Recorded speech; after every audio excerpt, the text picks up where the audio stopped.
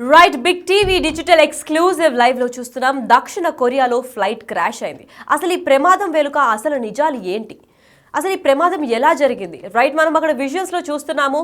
ఆ flight take over అయింది.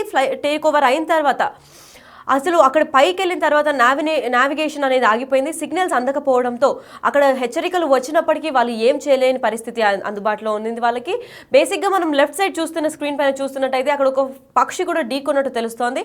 అయితే ఆ పక్షి ఢీకొనడం, మళ్ళీ తర్వాత నావిగేషన్ పనిచేయకుండా ల్యాండర్ బ్రేక్ ప్లేట్స్ కూడా పనిచేయకపోవడమే ఈ ఫ్లైట్ క్రాష్కి గురైంది అని అంటున్నారు. అసలు నిజం ఏంటి, అసలు దీని వెనకాల ఏం జరిగింది, అసలు ఈ ఫ్లైట్ క్రాష్కి అసలైన కారణాలు ఏంటి అని నేను చెప్తాను. అయితే దీని లోపలికి వెళ్తే మనం మరొక 5 నిమిషాల్లో క్షేమంగా విమానం దిగుతాము అనుకున్నారు వారందరూ. వారి ప్రాణాలు రెప్పపాటులో అనంత వాయులో కలిసిపోయాయి.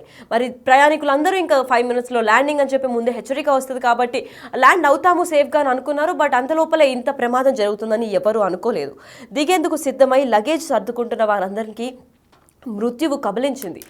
అంటే ఎవరు అనుకోరు ఉన్నారు ఆ ఫ్లాట్ అంటే ఆ ప్లేన్ నీట్గా ల్యాండ్ అవుతుంది అని అనుకోరు. అంటే ల్యాండ్ అవుతుంది అని అనుకునే లోపల ఆ ఫ్లైట్ మొత్తం క్రాష్ అయిపోయింది. ఇది ఒక చాలా అన్ఎక్స్పెక్టెడ్ ఇన్సిడెంట్ లాగా గుర్తిస్తున్నారు. అసలు దీనికి కారణాలు ఏంటి, అసలు ఇంత నీట్గా ల్యాండ్ అవ్వాల్సిన ఫ్లైట్ ఎప్పుడు జరిగింది, ఇంత ఘోర ప్రమాదం ఎందుకు జరిగింది, అసలు దీని వెనకాల ఎందుకు ఏమైంది, అసలు రీజన్ ఏంటి అని అంటే దక్షిణ కొరియాలో ఆదివారం జరిగిన ఘోర విమాన ప్రమాదంలో దాదాపు 179 మంది దుర్మరణం పాలయ్యారు. అంటే ఫ్లైట్లో ఉన్న వాళ్ళందరిలో 179 మంది అక్కడికక్కడే చనిపోవడం జరిగింది. ఫ్లైట్ అంటే చాలా భారీ ఎత్తున మెకనైజేషన్స్ కానివ్వండి, లోపల ఉన్న ప్యాసింజర్స్ కానివ్వండి ఈజీగా ట్రావెల్ చేయాలి అని అనుకుంటారు. బట్ ఇంత ఘోర ప్రమాదం జరుగుతుందని ఎవరు అనుకోని ఉండరు. దాదాపు ఒక 179 మంది ప్రాణాలు కోల్పోయారు ఈ దుర్మరణం వల్ల. సో అదృష్టవశాత్తు 2 బయటపడ్డారు. తీవ్రమైన గాయాలతో 2 మాత్రమే ప్రాణాలు సేవ్ చేయగలిగాము. కాకపోతే ఆ 2 ప్రాణాల వల్ల వాళ్ళు క్లియర్గా ఏమైందో వాళ్ళు కూడా చెప్పలేకపోతున్నారు. ఎందుకంటే వాళ్ళ పరిస్థితి కూడా హాస్పిటల్లో విషమంగా ఉన్నట్టు తెలుపుతున్నారు పోలీసులు. మరణించిన వారిలో దాదాపు 85 మంది మహిళలే ఉన్నారు. అంటే మహిళలు ఇలాంటి వాటికి అసలు గురి అవ్వకూడదు అనే టైంలో 85 మంది మహిళలే కావడంతో ఇంకా ఆశ్చర్యానికి గురి చేస్తుంది. అయితే ఫ్లైట్లో 179 మందిలో 85 మంది అంటే దాదాపు ఒక హాఫ్ కన్నా ఎక్కువ శాతమే మహిళలు ఉన్నట్టుగా భావిస్తున్నారు.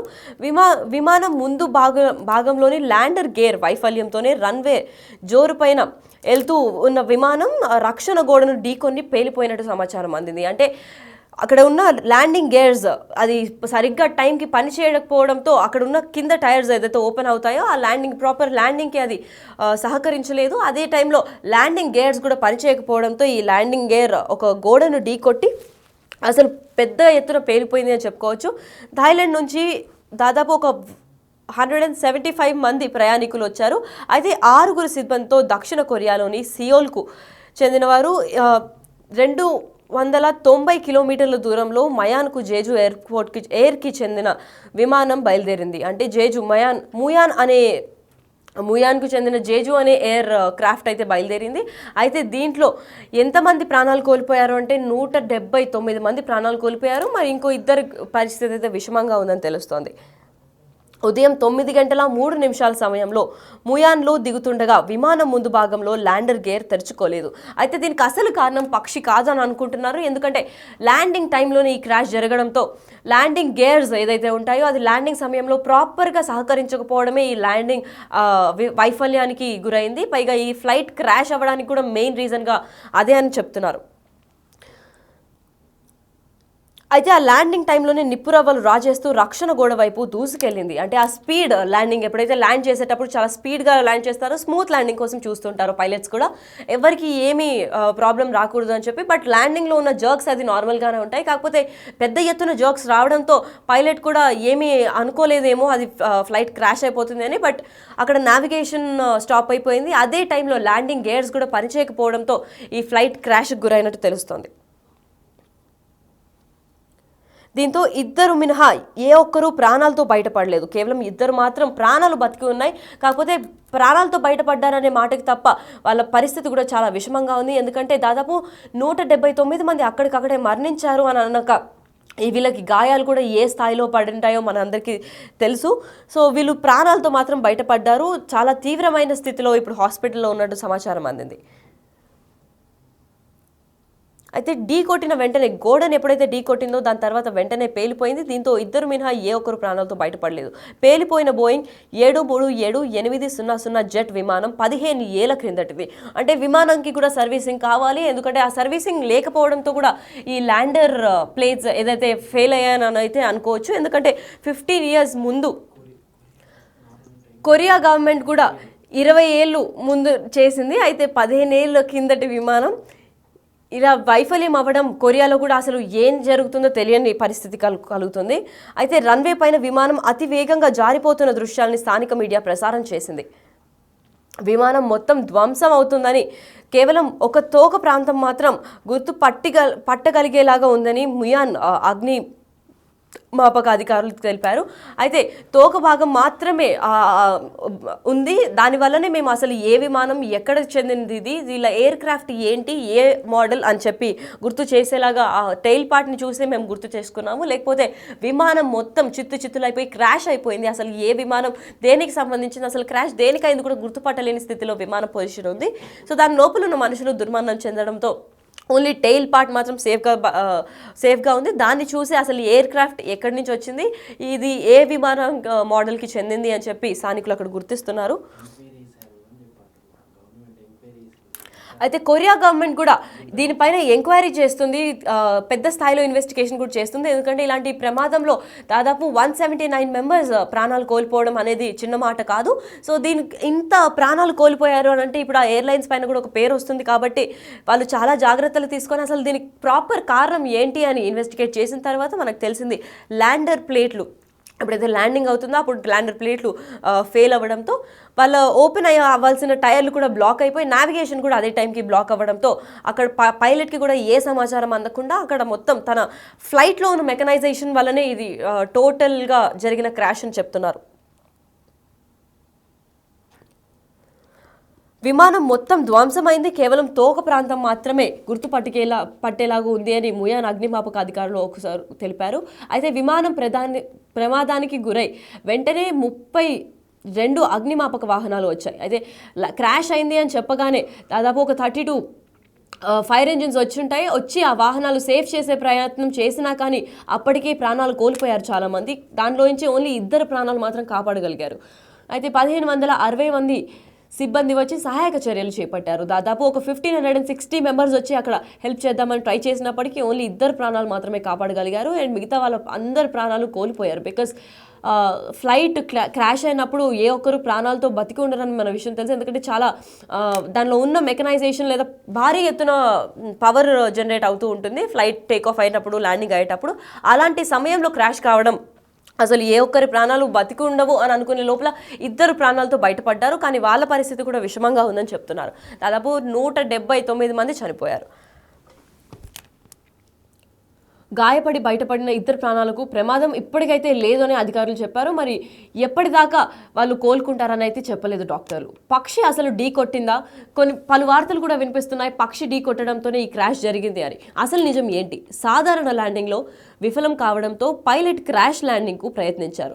అసలు నిజం ఇది. పైలట్ ఎప్పుడైతే సాధారణ ల్యాండింగ్ ఇంపాసిబుల్ అని అనుకున్నారో, నావిగేషన్ స్టక్ అవ్వడం కావచ్చు, ల్యాండర్ ప్లేట్లు స్టక్ అవ్వడం కావచ్చు, ఎప్పుడైతే ఇది ల్యాండింగ్ కొంచెం ఇబ్బంది కలుగుతుందని పైలట్ గ్రహించారో అప్పుడు క్రాష్ ల్యాండింగ్ చేయాలని ప్రయత్నించారు. అయితే విమానాన్ని అంతకు ముందే పక్షి ఢీకొండి ఉండొచ్చు. అంటే ఈ పక్షి విజువల్స్ చూస్తున్నాం కాబట్టి అది ల్యాండింగ్కి ముందే ఢీకొట్టింది అని చెప్పుకోవచ్చు. ఎందుకంటే ల్యాండింగ్ అయ్యే సమయంలో ఢీకొట్టి ఉండదు.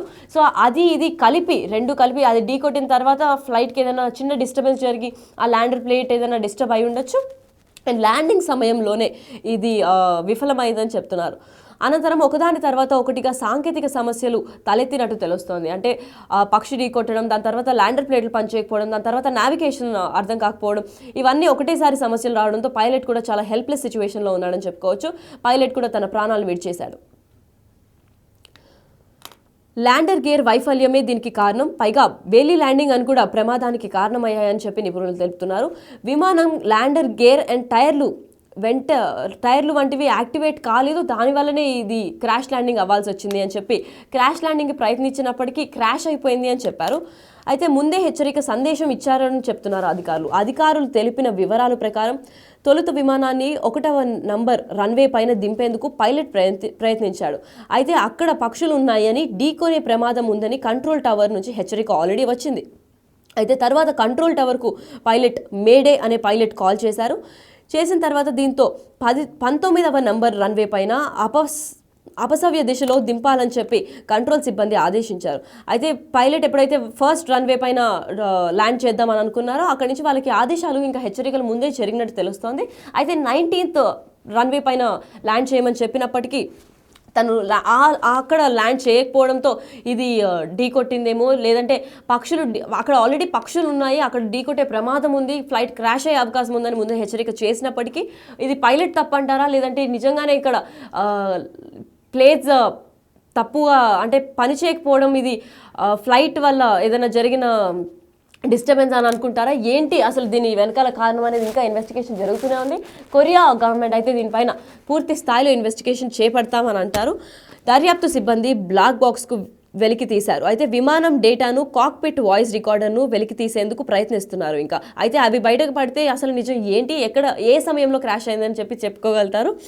ప్రమాదం నేపథ్యంలో రన్వేను జనవరి 1వ తేదీ వరకు మూసివేశారు. అంటే ఇప్పుడు ఈ ప్రమాదం జరిగింది కాబట్టి రన్వే పైన ఏ ఫ్లైట్స్ టేక్ ఆఫ్ కానీ ల్యాండింగ్ కానీ అవ్వకూడదని చెప్పి మూసివేశారు. అయితే దీనిపైన ఈ జరిగిన కొరియా క్రాష్ పైన అసలు ఫ్లైట్ ఎందుకు క్రాష్ అయింది అన్న దీనిపైన 2 పాయింట్స్ అయితే మనకు వచ్చాయి. అంటే 1 మైట్ బి అంటే ఒకటి ఆ పక్షి కొట్టుండొచ్చు, లేదు అని అంటే ల్యాండర్ ప్లేట్స్ బ్రేక్ అవ్వడంతో బెలీ ల్యాండింగ్ వల్ల అసలు నావిగేషన్ అన్నీ బ్లాక్ అవ్వడంతో అసలు పైలట్ కూడా హెల్ప్లెస్ సిచ్యువేషన్లో ఇలా క్రాష్ ల్యాండింగ్ ప్రయత్నిస్తుండగా ఫ్లైట్ పెద్ద ఎత్తున క్రాష్ అన్నట్టు గమనిస్తున్నారు.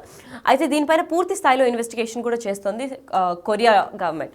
అసలు దీనికి అసలైన బలమైన కారణం ఏంటి, అసలు ఈ ఎయిర్లైన్ పైన ఎలాంటి చర్యలు తీసుకున్నారు, ఎందుకంటే 15 years ఓల్డ్ ఫ్లైట్ అది.